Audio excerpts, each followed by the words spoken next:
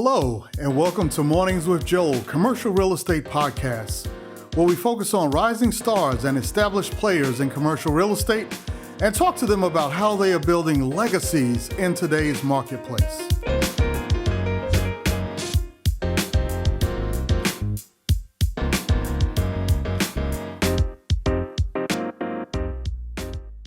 Right. Well, we'd like to welcome everyone to Mornings with Joel, the CRE podcast. We're very excited to have you here today.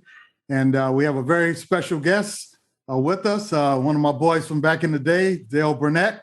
And Dale, good to see you, man. It's been a minute. Happy to have you. Good to see you too. Thank God for Zoom. Yeah, exactly. Seen each other in a while. Exactly. So it's been a minute. You know, I don't know if we've actually got together and hung out since we were I don't know. I think we were down in Soho eating lunch somewhere on one of those cobblestone streets, you know?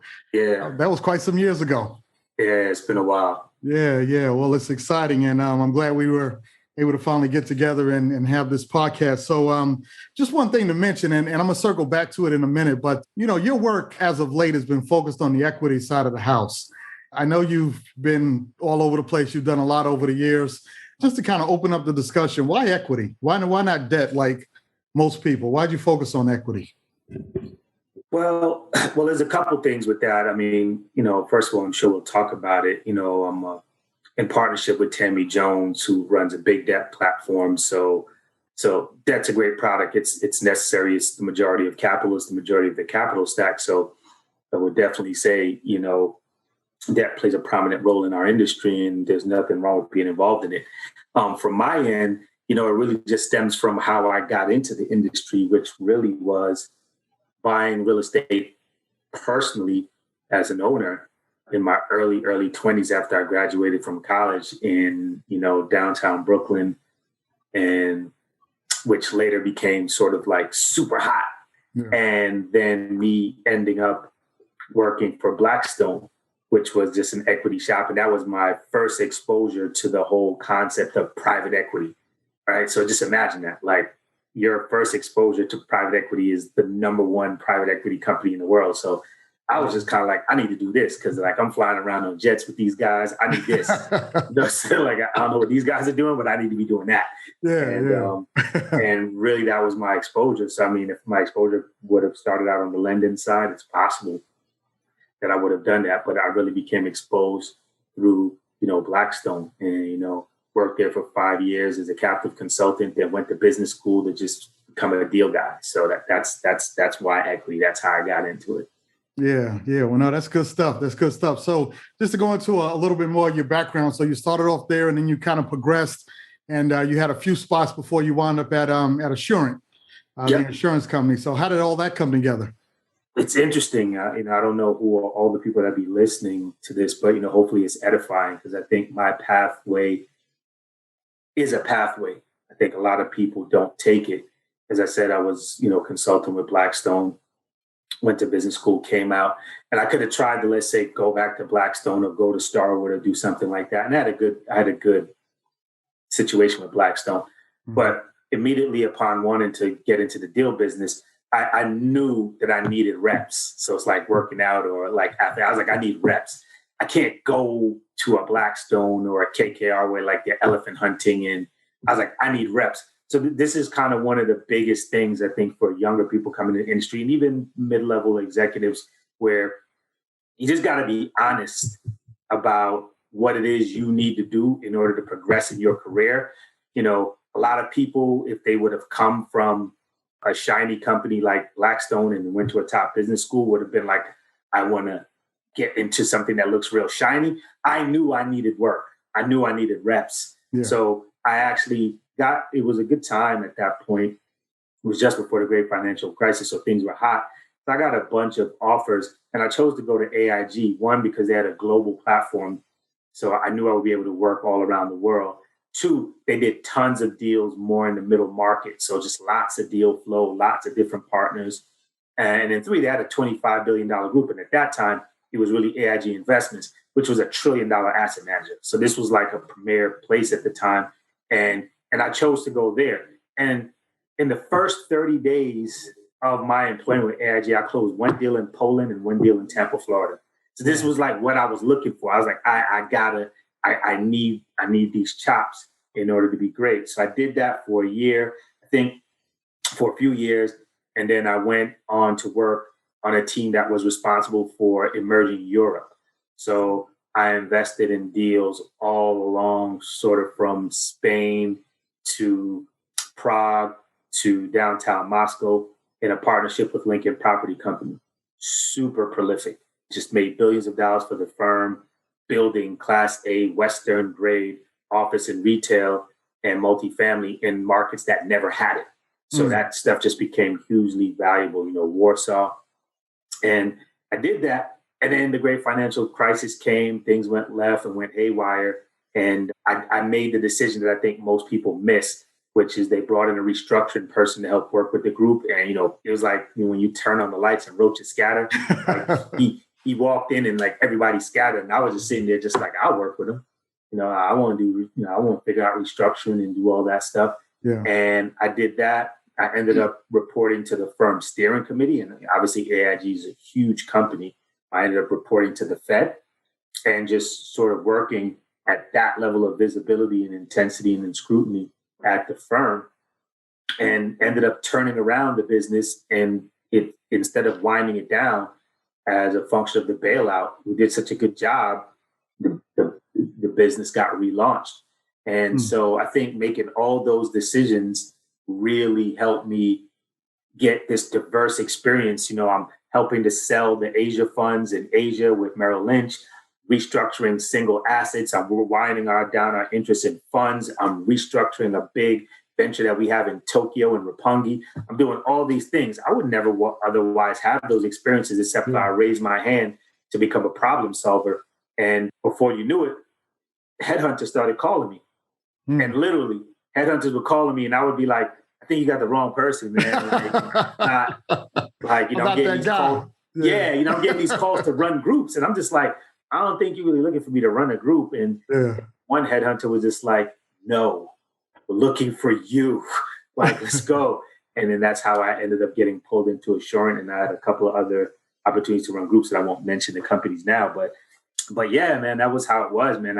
I took that position. I did a small stint with Merrill Lynch as well prior to that. But, they just got decimated in the great financial crisis in the private equity side. So was really just doing all these odd jobs around the world in different functions at AIG that helped me just build up a resume that is very atypical compared to, the I go and I invest in stuff.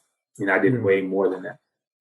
Yeah. No, that's really powerful. So, I think there's a lesson to be learned there. Take advantage of opportunities. Don't be afraid to put your neck out there and get involved and, really show that you're willing to be boots on the ground and make things happen as opposed to, running for cover, Yeah. I mean, actually what I would say too, I think the lesson really there is that opportunity will be disguised as inconvenient work. Right? So if you don't recognize the way to put it. So like we tend to think opportunity is going to be, sort of like, this is amazing. We want to give you $1 million. And like that opportunity generally don't look like that. Right. I mean, we know that, but opportunity looks like, hey, this problem that I can solve that gives me a unique advantage to take control or be a part of something that no one else can because there's something that they can't fix or aren't willing to do.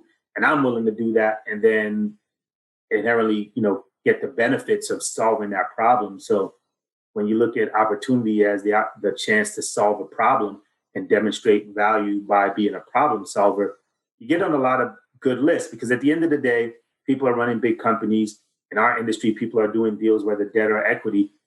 And at the end of the day, people want to have people working for them that can solve problems and get things done. And once you do that, you kind of just go to a different radar. Yeah. I try to explain that all the time, especially to the, younger generation is that, people pay for value. What value am I going to get from you? And it's not necessarily a personal thing. It's all about what's in it for me.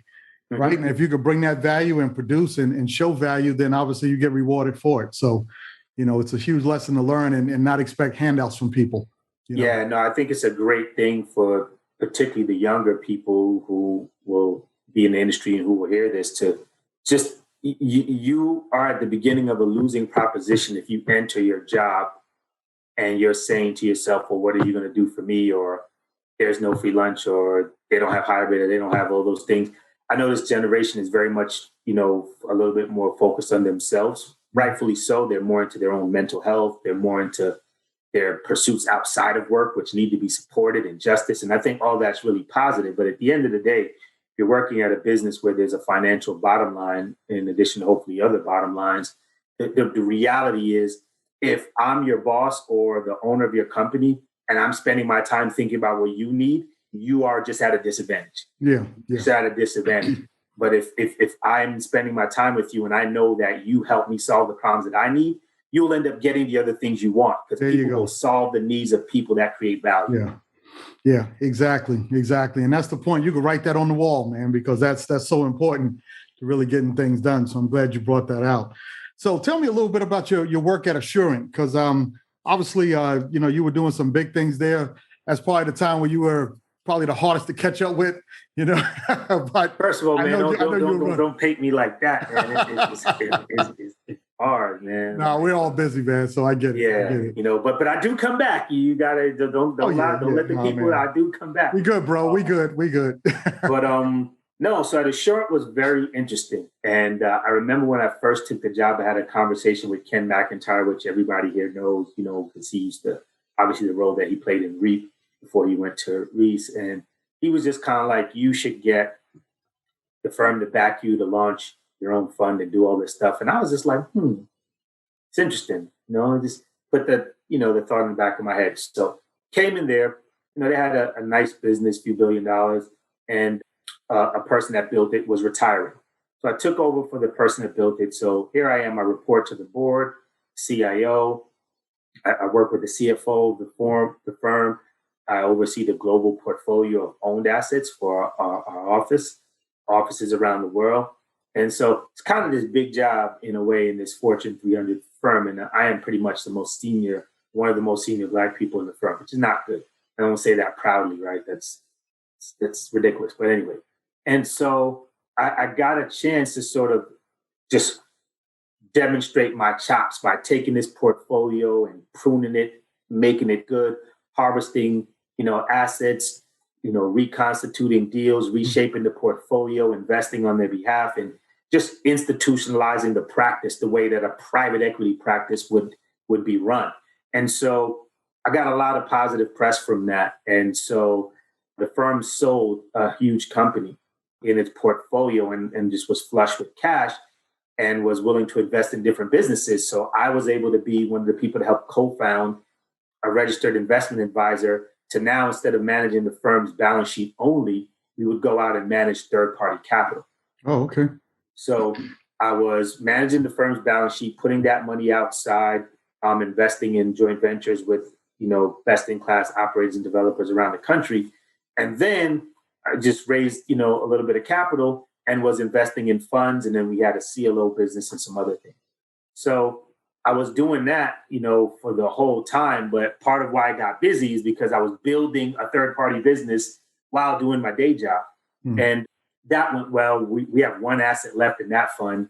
We're going to have like maybe a 21, 22 IRR there. So, we did really well. But, this just came a time where I was just basically hit that ceiling. And I'm really gung-ho about this, where you have to figure out the point in your career, particularly as a person of color, where you just got to stand up for what you're worth. And you gotta develop the fortitude and the confidence to ask for what you're worth. And I was like, the investors love me here. The firm is highly reliant on my team and our skill set to produce gains for the street and for the firm. And I just need to run this business. Not for you, but for myself. It's just, this is my business and you should get behind me. And you should be excited about that. And you talk about diversity, and some things opened up where I was able to make that request. And I basically spun my team out of a Fortune 300 firm to create my new business. They, gave me the portfolio to manage. They gave me, fresh equity in the 9-figure amount. They gave me my track record, the team. So and just partnered with us. And so I was able to go from managing a business there to doing something that, frankly, you only really hear about, our white counterparts doing, which is getting a board of a stock exchange traded fortune ranked company to support the spin out of a business under the leadership of a largely African American led team. Mm-hmm. And so, that's kind of what I was able to pull off. You let me tell it, God is good. There's a lot of smart people, but it's got to take a little bit more to being smart, because there's definitely people smarter than me. And yeah, that's what I did over the 6 years there. But it was a long slog of building up a track record that couldn't be denied, and then putting my chips on the table and saying, this is what I'm worth, and this is what I need from you. Yeah. Well, no, that's good. I mean, you proved your worth. So then it's almost like the rookie that goes into the NFL, right? They got to prove themselves, and once they do, it's like, hey, it's time now for the big money. Yeah. So you did. But they usually don't do that for us. I'm just going to tell you. Yeah. Well, especially in the business world, when it comes down to equity and things like that, that's another game. So absolutely, that's good. So talk to me about two other things. What about your company, Praxis Housing Initiatives, and then I'll jump into a little bit about what you're doing currently with Big. So sure. So Praxis, I'm the chairman of the board of Praxis. Praxis is, I think, at this point, the largest provider of supportive housing in New York City. Mm-hmm. So we provide housing for disenfranchised populations, people with HIV, people that are homeless families, people that, require harm reduction services because they're getting off of drugs, but, obviously have the potential to be productive if they can have stable housing. Right. And so we've kind of changed the game in the time that I've been involved, from just providing this housing to actually building green buildings, like certified green buildings, and housing people in them from these populations, and doing green roofs and gardening and programs for children and all these different things, really to demonstrate that you can serve this population and make the city a better place. And you can do it in a first-class way. You don't have to offer garbage to this population because they're, disenfranchised in some way. You can actually build great things, do great things, finance it, create a great opportunity, partner with all the services that the federal government and city have to offer through HPD and the like, and human resources associations for the state, and do something good. And that's what we've done. And so we're, like I said, I think we're the largest provider, one of supportive housing for New York City. And that's just been a labor of love. I joined the board probably when it was $7-8 million. And I mean, we'll probably be $100 million in not too long, with, several assets that we've owned and built around the city with the support of, lots of politicians and government programs and the like. Yeah. Well, no, that's really exciting. So, I didn't know much about what you were doing there, but that's, it's kind of interesting, despite all the other activities and the building of your own platform and building it for other companies and everything else, you still got to take some time to do for others, because that's where the joy comes in. It's not necessarily closing the big deal, but it's also giving back and helping people that won't get that opportunity. Yeah, no, that's big for me. That's just kind of in my DNA. I come from, and this, Joe, I come from, like the street, so, I mean, good family, strict mom, and, I'm Jamaican, and, we had to do it the right way, but, majority of the time is still spent outside, and outside was crazy. Yeah. Place when you're growing up in East Flatbush in Queens, and going to high school in the South Side, Queens, and all the stuff. It was real. So I look at myself as a product of just grace and prayer, and definitely somebody who at many times was just a circumstance away from being dead or in jail, for sure. Absolutely. Yeah, know that feeling. Yeah, exactly. And it's just crazy because I look back sometimes, I'm like, I look back at certain points, and this is like, man, I feel like I was almost trying to get myself, killed or locked up. Like, you're just young and stupid. And so any way that I could give back, particularly the young people or the people that just kind of on the hard road, I try to, and whether it be in things like Praxis or other things that I've done, or if it's just on that one-on-one, or if it's just, a kid going through something that I connect with through my church, where I'm just kind of like, you know what, a little on my part could end up being a lot for somebody else. Yeah, for somebody else. So, Yeah. so I try, man. I love that stuff, and Yeah. I try as best as I can to just do as much as I can. Yeah. You know, it's funny you mentioned that. I had to laugh myself. You know, you look at all that's going on in the Bronx. We got a couple of projects we're looking at up there right now. And one of the neighborhoods, I was like, man, I remember that street. I was looking at it on Google Earth, and I was like, I remember running for my life up here, you know, with gunshots and everything. Yeah. Almost having a fight in this park, and it's just like all kind of stuff, man. And now it's just totally transformed, especially up there in the South Bronx, you know, where they have the Museum of Hip Hop and everything. So it's quite an exciting time. But so talk to me about, you know, what you're doing now with Big. You know, that's been an exciting revelation as to what's going on there. I know it's relatively new for you. Yeah. Launched it during COVID. So what's going on there? What you up to? Yeah. So I'll tell you one, you talk about Universal Hip Hop Museum. I work with them a lot and the board there to help try to pull that together. And you know, they had a lot of great momentum. So that's another place where, you know, you try to give back. And so I know those guys pretty well. By the way, just to mention, one of my buddies down here, I've got a collection of flyers and other memorabilia from back in those days. And they keep telling me I need to donate that to the museum. So we might need to catch up on that at one point. So yeah, let me know. A lot of stuff, man. I know the curator, so just let me know and I'll facilitate the conversation. They would love that. So with Basis, so basically what I did was created a company in partnership with Tammy Jones. And, you know, Tammy is just a rock star. Mm-hmm. She's done, you know, well over $4 billion of transaction, founded Basis in 2009, has, you know, a Fannie desk and I think Freddie desk, and CMBS business, partnership with New York City, you know, funding developers of color. She has 2 bridge funds at this point. She just built a prolific credit-oriented private equity business. It was just a marriage of, you know, just great synergy. You know, I have an equity business and I'm spinning out. I'm a person of color. She's a woman of color, Black female CEO, obviously. And she was a friend. And I had convened a dinner for her and Kirk Sykes and myself and Congressman Meeks, who's a good friend and mentor and fraternity brother of mine. And so, you know, we were all hanging out. And, you know, everybody sort of went to the bathroom and I was just like, hey, Tim, you know, I'm doing this. This is what I'm thinking. This is what I'm working on. You know, what would you think about this? Just asking for advice.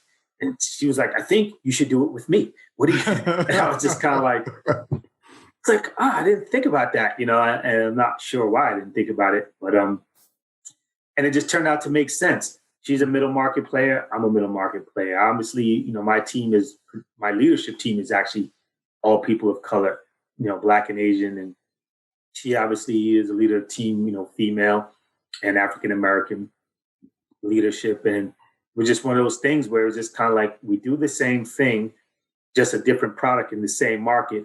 I have the expertise, you have all the investors, and we can form a venture here to do this and broaden what the Basis family of companies can do. And so we created Big Equity, which, you know, Big obviously standing for Basis Investment Group, and, you know, us being the equity players. And now we're just a middle market, you know, investor on behalf of institutional LPs. We manage separately managed accounts for LPs as well as commingled fund vehicles on behalf of, you know, pensions, sovereigns, and hopefully in the future endowments. And so we're just doing that now and, you know, looking to just take the industry by storm. Like I said, we finished our first fund now, which is going to be a 20 plus IRR. It's a great track record. We're going to go into a new club vehicle with some pensions now and finish that, and then do a large, you know, commingled fund. And for Tammy's part, she's finishing up a fundraise now. They're killing it. You know, in their first round, they've already closed more than what their last fund was. So, you know, everything's growing and going in the right direction. And I think there could be, you know, just a bit of a tailwind as people try to figure out how to find solid, credentialed, pedigreed minority managers in the post-George Floyd era. Hopefully, you know, that's something we can continue to raise our hand and say, well, we are that. And you should have been looking at us regardless of George Floyd. But if that makes you look fine, it's, it's just we'll take it. So, no, that's great. That's great. So what type of deals and opportunities are you guys looking for in that space? Sure. We like to focus on transactions between 25 million and 75 million of total cap.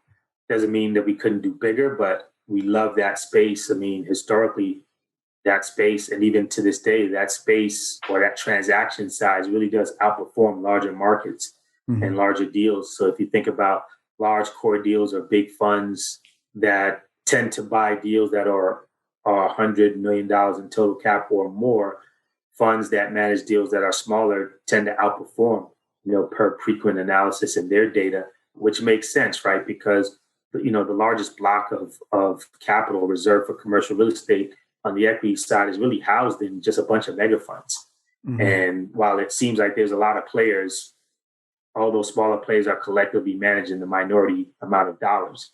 And so those larger players can't do, smaller deals. So this gives us a space where we think we have an advantage. We have sophistication and experience, track record and relationships, but, we don't have that hyper efficiency from a ton of dollars overwhelming the space.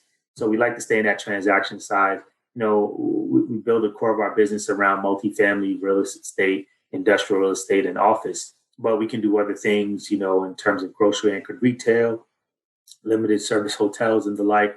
We have those in our experience set, but we really are, into sort of creating affordable housing, whether it be regulated affordable or just market rate that's just well priced and can target the middle market. We'll build stuff, but today I think we're more interested in building things that might be surface park, have a lower basis, and can meet the needs of, somebody not wanting to live in a tower downtown. Industrial, we love. It's just the value proposition there is just tremendous. If you just look at the fact that online retail will increasingly become a larger part of retail over time.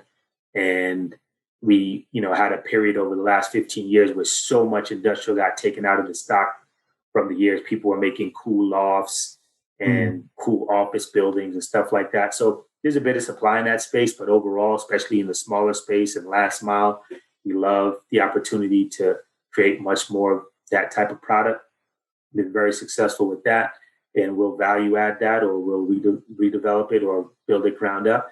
And in office, we like to stay in sort of your small boutique stuff, 200,000 square foot, reformatting office to make it cool and open, roof decks, bike racks, things that are in good locations, but, in buildings that have not been maintained, maybe were class B or C, and just making, these nice jewel boxes, as we call them sometimes. And of course, like I mentioned, grocery anchored retail pretty much is the way that we like to play retail.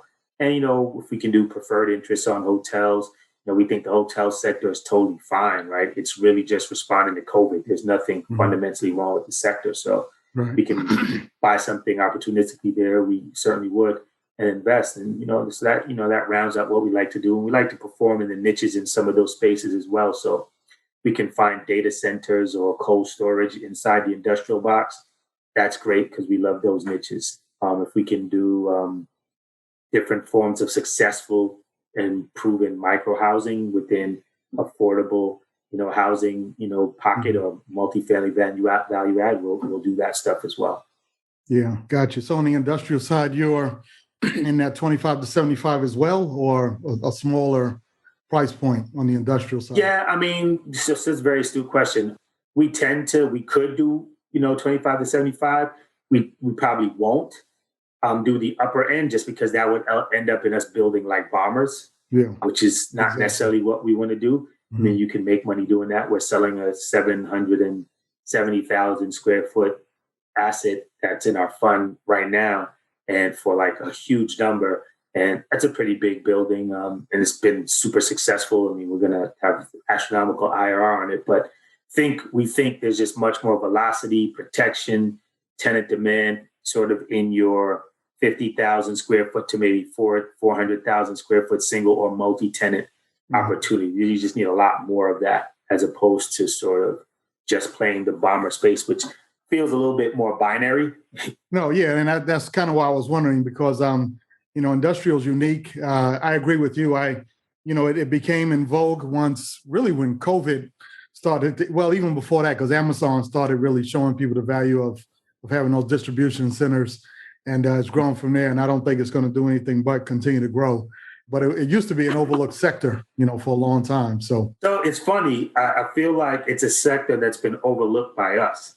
Like, I really wish more of us would participate in that sector. We tend to want to be in multifamily, and I get that, but it's a much less complex build, actually, much faster time horizon, and it has all the demographic and secular trend tailwinds that multifamily has, right? People are going to shop online more. People have increasing expectations as this younger generations get older. They are sort of growing with the expectation that things will get to their door basically within hours is where they're moving towards, which just needs, you need more spaces in urban centers to get assets, product closer to people so that it can be farmed out. So if you just think about the sector in general, it's a lot of, long-term trends that are in its favor. I would love to see more people of color become operators in that space, but it was really sort of a cowboy space, as you're alluding to, for years. That's recently, I don't want to say recently, but that has become more in institutionalized over time, and I think it's a great space to be in. Yeah, there's a lot of huge opportunity there in that particular space. One thing I wanted to do at this point was kind of open it up for questions.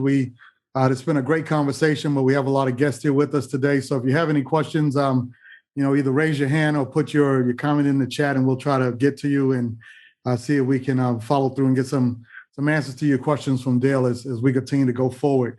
So while you guys are thinking about that and getting your questions together, Dale, talk to me. You mentioned a few times about minorities in the space. You and I both know that there isn't many of us, operating in this space, and especially not at a high level.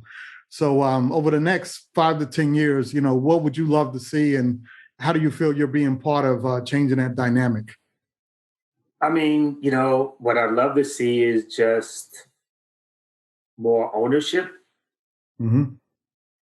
So I probably would like to see more of us ascend to leadership in institutions, but at the same time, our fair share of people build their own platforms, whether it be as operators or investment managers, and to see more of us be established as managers for institutions.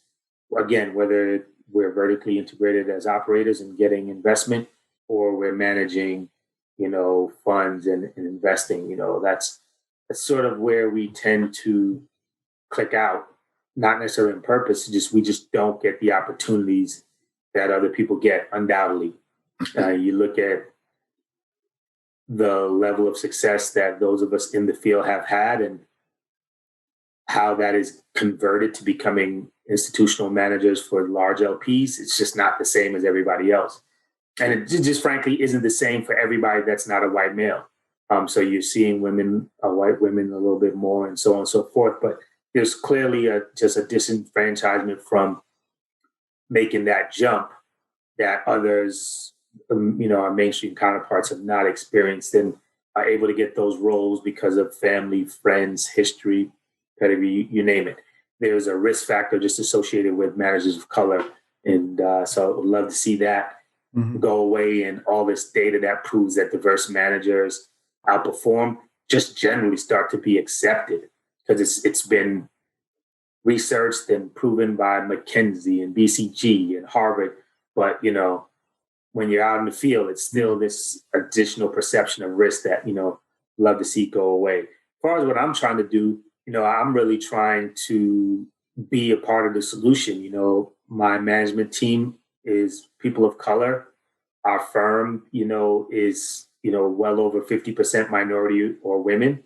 Basis, to its credit, has invested over $1 billion with people of color, emerging developers and operators. So it's really just about, being the change that you want to see.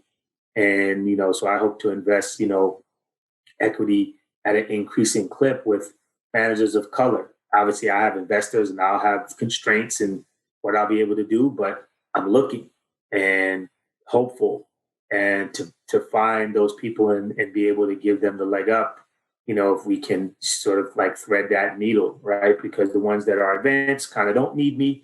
And the ones that are not advanced enough, at the end of the day, it's not about me or them being people of color. It's just there's a sort of institutional muster that you have to cut. And so if I can help someone that's close move the needle, those are the types of things that I want to do, in addition to just, hiring and empowering people of color to be in the industry and to work. Yeah. All very good points. Appreciate you bringing that out and sharing those thoughts. And, I think you're right. It's almost, like you said, a degree of skepticism. If is this person for real? Can they really do this? Is their bio really for real? That type of thing. And, a lot of that just happens because you don't see that many minorities in that space at that level. So it's like, well, I've never seen this before. So is it for real? That kind of thing. And it's unfortunate, but it is what it is. But let me jump in here and grab Onobi if I'm pronouncing your name right, had a question. Go ahead if you don't mind. What did you want to ask Dale this morning? And thanks for being with us today. I appreciate it, Joel. Dale, my question is, you were going over your background. You said you started off in private equity. You didn't have the opportunity to start on the lending or debt side. If you were to start on the lending or debt side, what do you think would have been most optimal to get you on the trajectory that you're on today? Would it have been an asset management or an underwriter? Or does it even matter, do you think? Yeah, look, I think when you're on the equity side, at some point you have to become a good underwriter. And underwriting debt is not the same as underwriting equity. Clearly, you have to go further into the risk spectrum and the capital stack if you own equity. But the tools are the same. You're underwriting the same thing, the same asset. And so at the end of the day, I would certainly make sure that I had the sort of quantitative chops to underwrite deals, everything from, comps and sales and exits to just the math of underwriting, and then taking it personal in terms of learning how to underwrite waterfalls and things like that pertain to the equity side, right? Because that's what it comes down to. We have this deal, and then now we have to create an equity waterfall structure to divvy up the equity value between investors at the LP level and the GP level, and walk through these more complex structures that you don't have to do on debt, right? You're going to have an exit, and then you're just going to pay off the loan. So you have to take it upon yourself to learn that extra part. But that extra part sits on top of this whole experience of underwriting real estate. And so I think you should have that. Asset management is also good, but without underwriting experience, I just don't think you get enough from debt to be appealing on the equity side if you can't underwrite, if you really can't walk through that math. So I would say definitely try to get both, but make sure you're learning how to underwrite deals. I appreciate it. Thank you. Okay. All right. Thanks, Anomi. Appreciate that. Bruce, you had a couple of questions here. You want me to read them, or you want to go ahead and state them? I can state them. Dale, thanks for all of your information. I appreciate it. We all do. What's the next hot market in the 5 boroughs that's either in the process or in the near future? It's a little hard to say because it just depends on how you look at it. I mean, I think clearly one would say the Bronx by far. I would say the Bronx just because I think there's so much more opportunity ahead, right? And less so that it's the next, because it's happening. It's already happening. I mean, I was at Zona de Cuba, which is a big outdoor lounge and restaurant on the roof of the old post office. It's one of the most phenomenal facilities in New York City. Like, if somebody would have told you that type of space would be in the Bronx, you'd be like, yeah, nah. Come on. There's, I don't know what you're talking about. And so I would definitely say the Bronx is going to be a big beneficiary going forward. It's already taken off, but I think you're going to see that just further institutionalization. And then I also think sort of Jamaica, Queens, where I'm from, or grew up part of the time. Also, because if you just think about what's happening around there, and Joe, we know good people with Meredith and BRP doing stuff over there, but right at Suffolk train station in South Jamaica, Queens is the Long Island Railroad, the J, the Z, the A, the F, the T. I mean, like, so if you think about it, they have like Penn Station, you have down by Barclays Center and Fulton Station, a bunch of trains. And then you have Queens. This is the only other place where you just have this collection of transportation. So, you go to Jamaica, Queens, and very similar. This is a place where I definitely saw multiple shootings, like people getting robbed and whatever. And today there's just like 400 unit buildings and 300 unit buildings. And so like when you have someone now can live in South Queens for $2,000 a month in a brand new apartment, $2,500 in a brand new apartment, but then spend extra money and buy a Long Island Railroad pass from Substance Station to Manhattan in 15 minutes. Well, That's the difference of like a $2,000 apartment. Its equivalent in Manhattan would be like $6,000. So, you see that growing, and clearly I think that's not another opportunity that will happen. So those would be my two places that I think would be great. Obviously, South Queens is not as vast, and the area around South Queens I'm talking about is the one right around the train hubs, whereas Bronx is just littered with, the 2, the 3, the 4, the 5 trains. So you can build apartment buildings off of multiple train stops along the way. They have lots of upzoning that can be there. It's in sort of the line above Manhattan. So, you can sort of live there and take the train down. And it's just taking shape. I mean, the Universal Hip Hop Museum, I think, is going to be a global tourist destination. Mm-hmm. It's just changing. And quite frankly, it's just probably just time, right? Like Bronx just had a bad rep, but it's still pretty close to Manhattan. It's really no reason for it not to sort of be, the next place. So I would say the Bronx would be the lead. well, let me just add that I went to college in a small little Catholic university in Jamaica. So you may be familiar with it. Yeah, it's great. St. John's University. Yep. Other than Project REAP, what associations, commercial real estate associations, do you think are the best for building knowledge and relationships? For this group, I would say the Real Estate Executive Council. By far, that's my favorite organization, period. Not only because the people in it are prolific and do their thing in the space, but it's us. So it's just like rejuvenation every time we get together. Mm-hmm. It's just like a great time to, see yourself and people that look like you that are doing their thing and for us to do business together. And it's just great. That'd be one. I'm a member of ULI. I'm a council member. So I think that's also a great organization. I would definitely try to get in there and definitely try to focus on becoming a council member, which, takes some politics, but, obviously the councils are filled with really prolific people in the industry and bring in sort of, you'll know what your peers are thinking at the top of the industry. And so that's really good. I think if you're on the multifamily side, NMHC is definitely one. I was a member of the President's Real Estate Roundtable. That one's probably a little harder to get in, but it's a great organization if you can get in. You got to be ready to be all on your game because that's like the super blue chip of everyone. So it's a great room, lots of power. So this is the biggest lobbying organization for the industry. So I would certainly recommend that, although, that's not going to be an organization that everybody can get into at any given time. But yeah, those are the ones that I think really stand out. ULI with a goal to be on the council, and NMHC if you're really in multifamily. And then, of course, if you're a person of color, RE should be a no-brainer. All right. Thank you, Bruce. Appreciate the questions and your support as always. Let's get in Jerry. She is a rock star just coming off the pad. So talk to us. Thank you, Dale. Just thanks for today. Joel never fails to deliver rock stars, real rock stars to the table.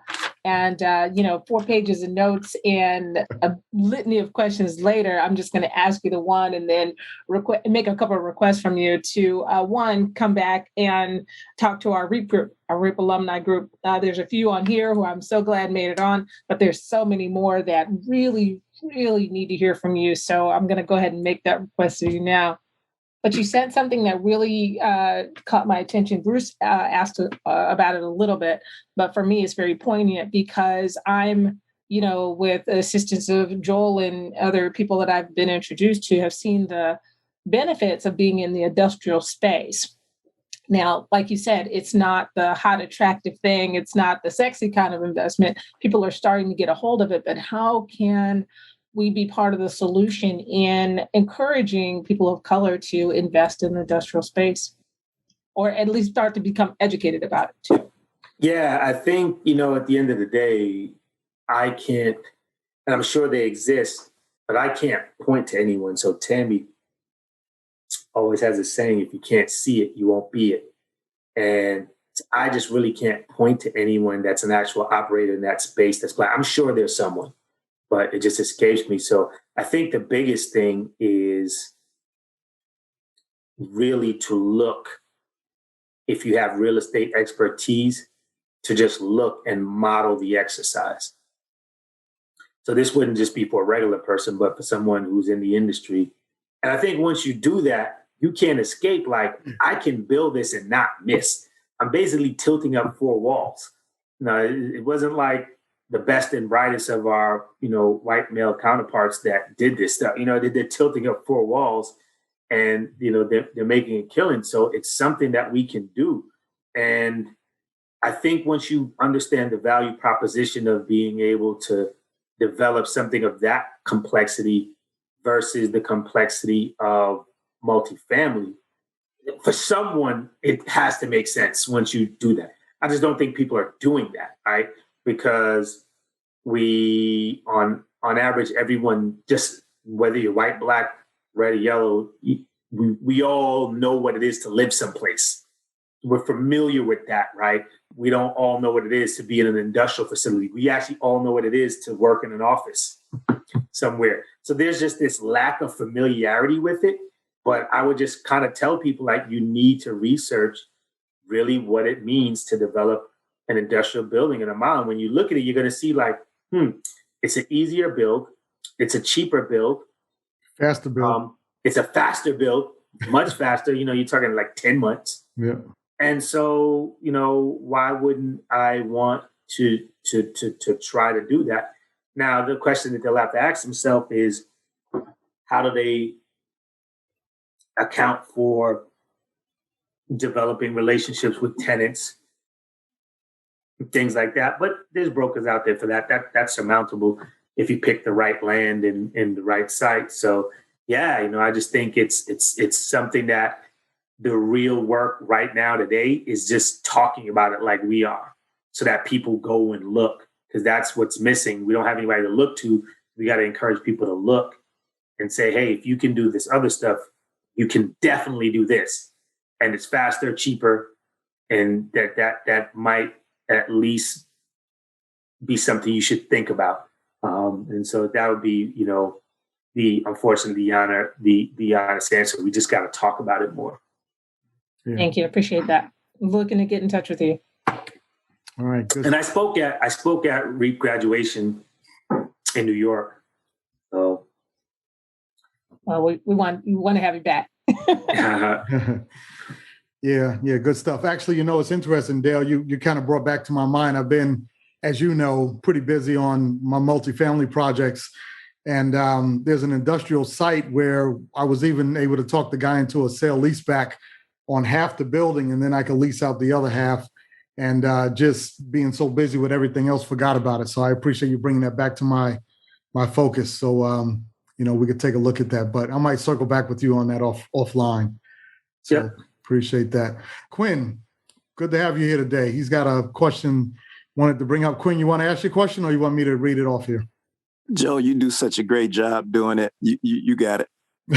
Okay. All right. Curious to know if Dale had any sponsors, coaches, mentors, etc., that assisted with opening doors or advising on opportunities he pursued.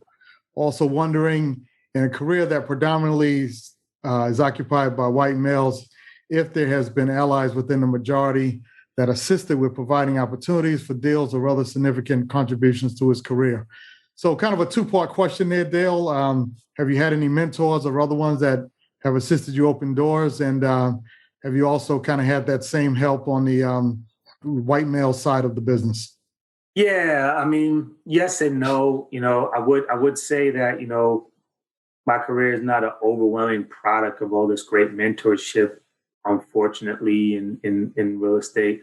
But I've definitely had the benefit of just great, quasi peers, people right above me, sort of, that I know I could go to for anything. And it might not have been like that classic big mentorship, but, being friends on the broker side with one of my good friends, fraternity brother, Roland Merchant, like having a senior guy in a major brokerage, invaluable. So I wouldn't call that mentorship, but like, having homies, like, it is huge. I mean, tremendous value. People like, Jim Simmons, who now has Aslan Partners, but was at Aries and before that Apollo, that I could call and talk about, my spin out with and just ask questions when headhunters would call me. Just great value. People like Tammy, obviously, who's just, helping me now even and really is, my chief backer here and partner, has been invaluable. And when I was at AIG, like Jeff Daniels, who is now the president of Greystone, but, was sort of like the head asset manager when I was working acquisitions, but someone I could look to that was a brother, but was respected in the organization and also was authentically himself. And so, absolutely they're there, but, I didn't have like that one magic man that just sprinkled dust on me. And I was, just didn't have that. And there's been others that I didn't name, but, what I would just say is it's being tied in with your peers in the industry is really important because I got a lot of peer mentoring, if you will, and have been a peer mentor, and that's been really helpful. On the majority side, yeah, I've had a couple. Don Huffner was the CIO of the Americas. He was also Sam Zell's number 2, CIO of the Americas for AIG, Sam Zell's number 2, and when he was at EOP, and was my boss's boss for years, and worked with him, built a relationship with him, and he's been someone that's looked out for me. When I first was going to launch a fund, I was like, I need money. He was just like, how much? Like 5 million, okay? And I was like, 10 would be better. I mean, he gave me like 12 million bucks. Invaluable, and he's been a mentor. He made sure and was helpful in me getting on a ULI council. Also, I've been put up for, some public boards and stuff like that. And those have come from white males that I've worked with over the time and have done well. And so I named those two just because those have come from people that have sponsored me and backed me and things like that. I've also had some white friends in the industry that have backed me, but those are a little bit less because at the end of the day, I'm equity. So I'm someone that people want to please when you're the equity provider. So I've definitely had good support from lots of people in the industry on that note, but that's just more, we develop friendships. I'm their investor. You treat your investors with care, but I would name, Don Huffner and some other people like that are white males in the industry that had power, that have done helpful things to me that I work for, and they appreciated my work ethic and have been supportive over time. Yeah, well, sounds good. And I would just say before we go, I would just say you don't need a ton of those, Quinn. You just need strategically 1 or 2 of those at the right time. You just need someone that when you're at that point, whether they're black or white, just to push you there. So you're not going to have a billion of those, but you just need them when you need them. Yeah, Absolutely. Yeah. Good point. The thing about it also that I was even talking to Dennis Pemberton the other day about a similar issue. And it's, keeping in touch with people over the years and not burning bridges, because you don't know when those relationships or those individuals might get promoted to the next level. And then they're there in that position when you need them, as you just mentioned. So, it's always good to keep relationships, be cool with people, and, never burn those bridges because you never know. So. Yeah. And I am a self-proclaimed expert at that. So that's what I do. Because all those relationships you're just talking about were all things that I never. You want friends before you need them. Yeah. Right. Like, you know, if you got to have a friend when you need something, you're probably screwed. Right. You know, so you need friends before you need something. That's a big part of it. You know, I tell an interesting story. I'm a Twigo fellow. For those that know what that is, it's an MBA fellowship. And years and years ago, 15, 16 years ago, however long ago it was, I was nominated for 40 under 40 and had to receive the award. My wife was there and down, and I'm like closing the deal. So my wife's in the gown, I'm in a tuxedo, and I leave the gala after it's over, and I'm in my office. My wife is in a dress, and I'm like sitting in my cube working on a deal.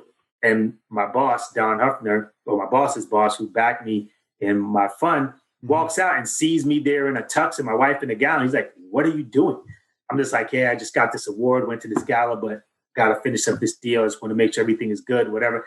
It's that type of stuff where, you know, when I went to him for money, I'm sure in his mind, he was just like, "I am not worried about this guy working." Like, you know, like this guy's going to work. He's going to do the job. That's the least of my worries. And just, you know, staying in contact, grabbing dinner, you know, when I'm in their markets, flying in, just catching up for a drink. And that stuff's invaluable. That's really where it comes from. Yeah, well, good point, Dale. We certainly appreciate it. We're a little over on time. Is there any final words that you have for us today that you want to share with the group? Nah, I would just say, you know, spend as much time as you can developing your personal chops. That's step number one. After you do that, just pick the right time to ask for your worth and be really good about that, because we're not good about that. You know, we tend to take less, do more. And once you know that you know what you're doing, know that you have your value, you know what your value is, then, you know, ask for it. But spend the time to really become an expert in whatever it is that you want to do and pursue in the industry. Don't underestimate your peers and the people around you. People around you are going to become the leaders, you know, so you really got to think about that. I cannot tell you how many times I've looked up and the guy who was an analyst when I was an associate is like running a group somewhere, you know, and you know, so it's really a relationship business and focus on that. And, you know, and if you let me tell everything, you know, it's just, you know, just put God first and really try to do you authentically, because I have made a lot of decisions that at the time would not been popular, but they were right for me. And it's catapulted me, you know, and I think people underestimate just trying to find your success, not what everybody else is calling success. You know, your success, I think things will go well. All right. Well, good points. Good points. Appreciate you sharing that and being with us today. I know we spoke some time ago. You were trying to get something going in Atlanta, some function you were putting on or looking to roll out. So let's keep the dialogue going as relates to that and everything else we got going on. And as always, you know, we've been brothers and for a long time, and so we appreciate you know, being able to reconnect and whatnot. And like you said, thanks to Zoom, right? So man, I appreciate you having me, Joe. Yeah, absolutely. Well, it's been a pleasure, and certainly want to thank you, and thank you all for being here today for Mornings with Joel, the CRE podcast.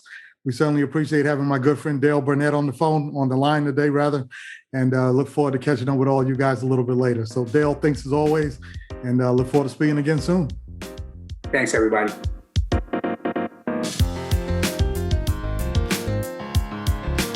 You've been listening to Mornings with Joel, commercial real estate podcast, where we focus on rising stars and established players in commercial real estate and talk to them about how they are building legacies in today's marketplace. Please check back weekly to hear our upcoming guests.